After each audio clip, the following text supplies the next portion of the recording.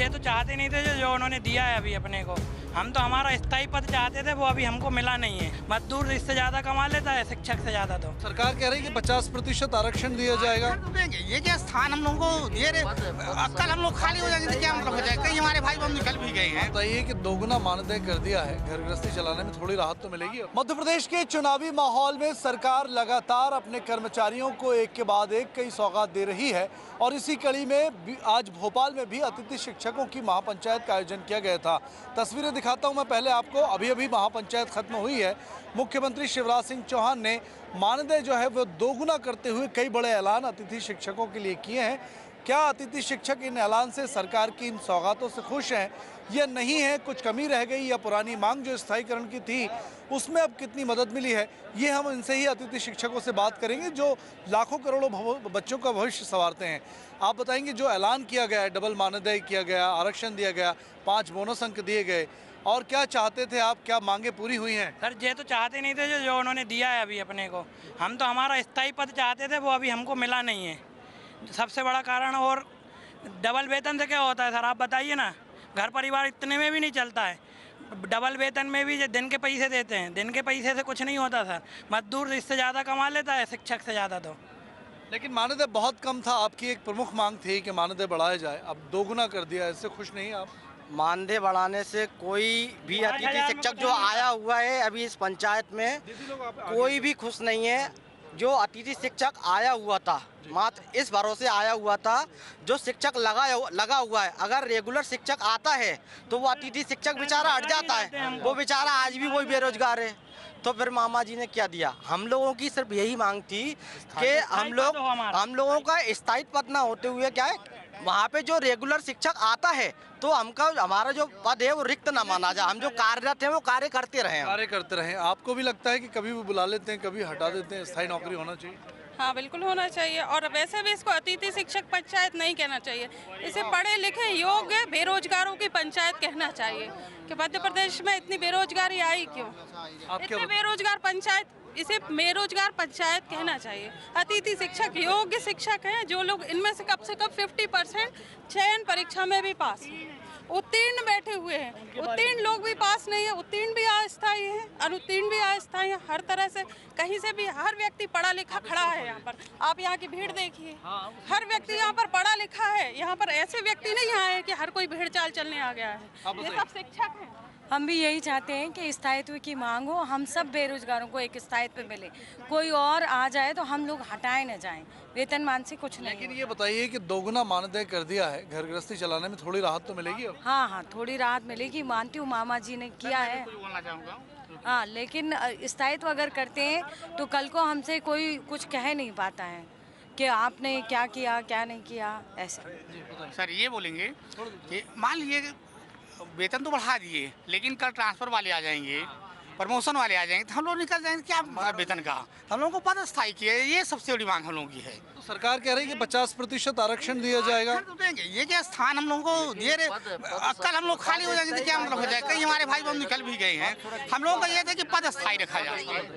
Sir nothing better than something, but मैं पद स्थायित्व की जो मांग थी हमारी, ये जायज़ थी, ये पूरा नहीं हुआ।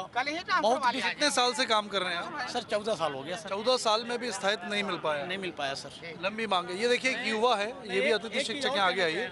आप बताइए, आप युवा हैं, फ्यूचर के तौर पर अतिथि शिक्षक की जॉब को कैसे देखते हैं आप? सर देखते तो अच्छी तरह से है, लेकिन इसमें क्या है कि हमारे गांव के और भविष्य का उज्जवल भविष्य हम इसमें देखते हैं।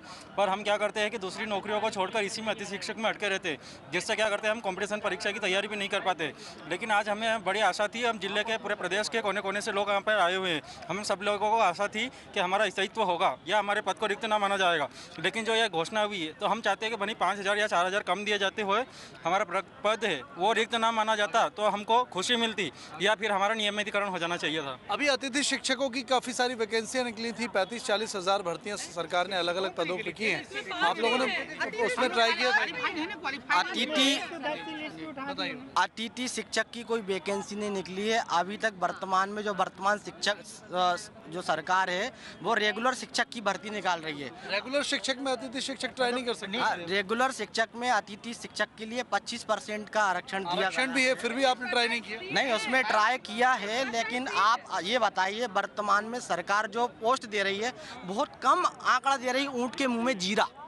तो आप ये बताओ इतने अतिथि शिक्षक अब 50% आरक्षण कर दिया है। सरकार का कहना है कि आने वाली जो भी भर्ती होंगी उसमें 50% पद अतिथि शिक्षक जो अनुभवी हैं उनके लिए आरक्षित किए जाएंगे। क्या तो उसके लिए मैं ये कहना चाहता हूँ 50% आरक्षण तो मामा जी ने कर दिया, लेकिन 50% ऐसा थोड़ी ना है कि जो 100 पद में से 50 पद अतिथि शिक्षक के हैं उसमें भी मतलब वर्ग वाइज सब चेंज होंगे, सब कैटेगरी में आएंगे और कैटेगरी में आने के बाद में फिर उसमें 50% रहेगा।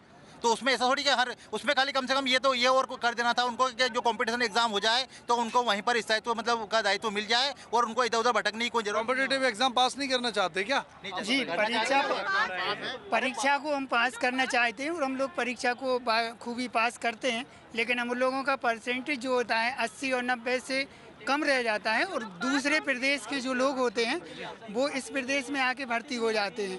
दूसरी बात ये होती है कि हम लोग 2008 से अभी तक रेगुलर पढ़ाते रहे और उसमें हमारे लिए उसका कोई बेनिफिट नहीं मिल पाया।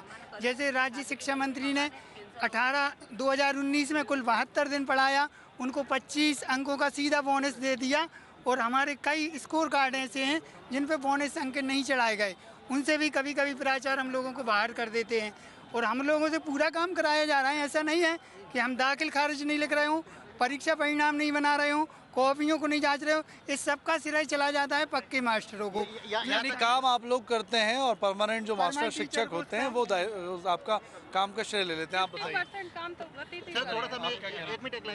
वैकेंसी तो निकलती ही नहीं है। वैकेंसी 8-8, 10-10 साल, 5-5 साल में निकल 40,000 वैकेंसी भरी है अभी 2019 में। और हमारे को जो आरक्षण दे रहे हैं तो दिखाते कहाँ है? पोस्ट जो रहती है वो खाली रहती है, कभी कभी भर देते हैं और जो दूसरे ट्रांसफर करवा के आते हैं तो उनको हमारी जगह रख देते हैं और हमको जब दे चाहे तब निकाल देते हैं। कह रहे हैं भरी हुई 40,000 भर्तियां, आप देखिए 70,000 वैकेंसी हैं, तभी ये अतिथि यहाँ पर खड़े हुए। सरकार कह रही चुनाव के पहले 30,000 वैकेंसी और भरने वाली है। हम लोग पास है, उनको वैकेंसी में नियुक्ति क्यों नहीं मिली? हम लोग पास भी हैं, हम पास भी हैं, दोनों परीक्षाएं पास भी हैं, हमको नियुक्ति मिल जाना चाहिए ना। आप बताइए क्या कह रहे हैं? अरे जैसे कि 5-5 जगह मेरी बेटी का आई से में ट्रांसफ़र हो गया तो अब नहीं होना चाहिए, एक जगह रहनी चाहिए, क्योंकि मामा ने शादी भी करवाई तो वो शादी कैंसिल हो गई तो वो मामा उसको देगा खाने को।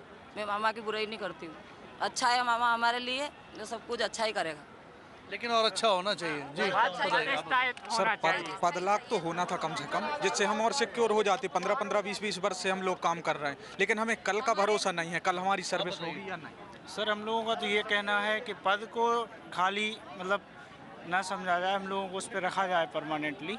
और इसके लिए हमारे कुछ साथी जो बाहर हुए हैं वो भी अब बेरोजगार हो चुके हैं, उनके लिए कोई रोजगार की व्यवस्था नहीं है। इसी तरह हम लोगों को भी बाहर किया जाएगा और बेरोजगार हो जाएंगे, भविष्य सुरक्षित नहीं है। स्थायित्व क्या? पद स्थायित्व हो, पद को रिक्त ना माना जाए। हमारी प्रमुख 2 मांगे हैं, पद स्थायित्व हो और पद को रिक्त ना माना जाए। अभी भर्ती चल रही है, कोई आ जाएगा तो हम लोग तो बेरोजगार हो जाएंगे, तो काय की डबल तनख्वाह क्या है? जैसे सिर्फ झुंझुना पकड़ा दिया है हम लोग। अब चुनाव में अब आप बीजेपी के साथ हैं, सरकार के साथ हैं, क्या करने वाले हैं? रणनीति बनाएंगे, इसकी रणनीति बनाएंगे। देखो, जो मामा ने जो योजनाओं की जो घोषणा की है, जो वादे किए, वो सही है, हम मामा के साथ हैं। लेकिन जो छत्तीसगढ़ सरकार का एक आदेश उन्होंने निकाला था कि अतिथि शिक्षक ट्रांसफर नीति, सीधी भर्ती, पदोन्नति से बाहर नहीं किया जाएगा, रिक्त पद नहीं माना जाएगा। आज स्थिति है, वेतन बढ़ा, अच्छी बात है। हम रात को सोते, सुबह प्राचार्य का फोन आ जाता, आपकी जगह पर कोई आ गया, हम लोग बाहर हो जाते हैं। तो उनको एक बात ये और जोड़नी थी कि आपका पद स्थायी कर दिया, आपको बाहर नहीं किया जाएगा। हमको वेतन से कोई मतलब नहीं है, वेतन हमें उतनी ही मिलती, लेकिन हमारा पद स्थायी हो जाता। जो हम रात को सोते हैं वो डर हमारा खत्म हो जाता। मेन मांग हमारी यही है कि हमारा पद स्थायी हो जाए। बार बार हर साल फॉर्म डालने की प्रक्रिया, हमारे पद रिक्त न माना जाए। 12 माह का जो अपना हम लोगों को 15 वर्षों से लगातार मांग कर रहे थे कि हमारा पद रिक्त न मानते हुए 12 माह का सेवा काल मुख्यमंत्री जी के द्वारा दिया जाए, लेकिन ऐसा नहीं हुआ अभी तक।